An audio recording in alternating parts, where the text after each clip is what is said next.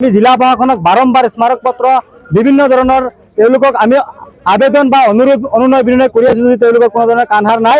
আজি আকৌ সিদিনা আপোনালোকে গম পাইছিলে বাজেগাঁৱত তেনেকুৱা এটা এক্সিডেণ্ট হৈছিলে, সেইটোক লৈ আমি প্ৰতিবাদ কৰিছিলো। যদিও প্ৰতিবাদ হৈছিলে আহি তেওঁলোকে বিভিন্ন ধৰণৰ আশ্বাস প্ৰদান কৰে, সেইবিলাক কিন্তু একদম কোনো কামত নাহে। তেওঁলোকে মাত্ৰ মানে যি মৈমতালী ডাম্পাৰৰ লগত তেওঁলোকৰ যি মেনেজ হোৱাৰ যি চিষ্টেম, সেই চিষ্টেমক মানে ক্লিয়াৰ কৰিবৰ কাৰণে আমাক মাত্ৰ আশ্বাস দিয়ে। আজি আমি নতুনকৈ আকৌ পুনৰ তেওঁলোকক জিলা প্ৰশাসনক পৰিবহণ বিভাগক সকীয়াই দিছো। ডাম্পাৰৰ যি অভাৰলোডিং আৰু দৌৰাত্ম যদি নিয়ন্ত্ৰণ নকৰে তেতিয়াহ'লে আজিতকৈ পৰিস্থিতি ভয়ংকৰ হ'ব, আৰু তেতিয়াহ'লে কিন্তু আমাক যিকোনো পৰিস্থিতিৰ কাৰণে আমি জগৰীয়া নহয়, তেওঁলোকে বাক্সা প্ৰশাসনৰ জিলা বাক্সা পৰিবহণ বিভাগ জগৰীয়া হ'ব।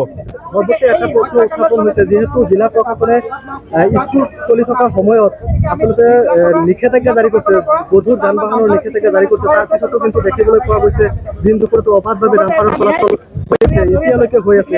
এই ক্ষেত্ৰত জিলা প্ৰশাসনৰ কোনো ধৰণৰ পদক্ষেপ লোৱা পৰিলক্ষিত হোৱা নাই। এই ক্ষেত্ৰত জিলা প্ৰশাসন সমানে দায়ী নহয় নেকি? নিশ্চয়কৈ জিলা প্ৰশাসন দায়ী।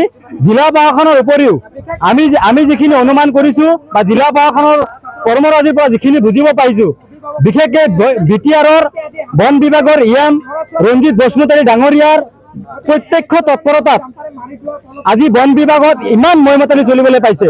তেওঁলোকে আজি আপোনালোকক আৰু এটা কথা ক'বলৈ বাধ্য হৈছো, তেওঁলোকে বন বিভাগৰ পৰা যেনেকুৱাকৈ অবৈধভাৱে তেওঁলোকে যি টকা সংগ্ৰহ কৰি আছে, তাৰ ফলত ডাম্পাৰৰ দৌৰাত্ম আৰু দিনক দিনে বাঢ়িবলৈ সক্ষম হৈছে। এই বন বিভাগৰ সন্মানীয় EM ৰঞ্জিত বসুমতাৰী ডাঙৰীয়াক আমি অনুৰোধ জনাইছো, আপোনাৰ এই টকা সংগ্ৰহৰ ধাৰা যি ডাম্পাৰৰ দৌৰাত্ম আৰম্ভ হৈছে, এয়া নিয়ন্ত্ৰণ কৰক, অন্যথাই কিন্তু সময় সমাগত প্ৰত্যুত্তৰ পাবলৈ সাজু হৈ থাকক। সেইটো সঁচাকৈয়ে যদি ডাম্পাৰৰ দৌৰাত্ম আৰু অভাৰলোডিঙৰ প্ৰক্ৰিয়াটো তেনেকৈ চলি থাকে, তেতিয়াহ'লে অকল অংশমান নহয়, আৰু যে কিমান শিশু আবাল বৃদ্ধাক আমি এই ডাম্পাৰৰ চেপাত মৃত্যুবৰণ কৰিব লাগিব সেয়া কোনো নিশ্চয়তা নাই।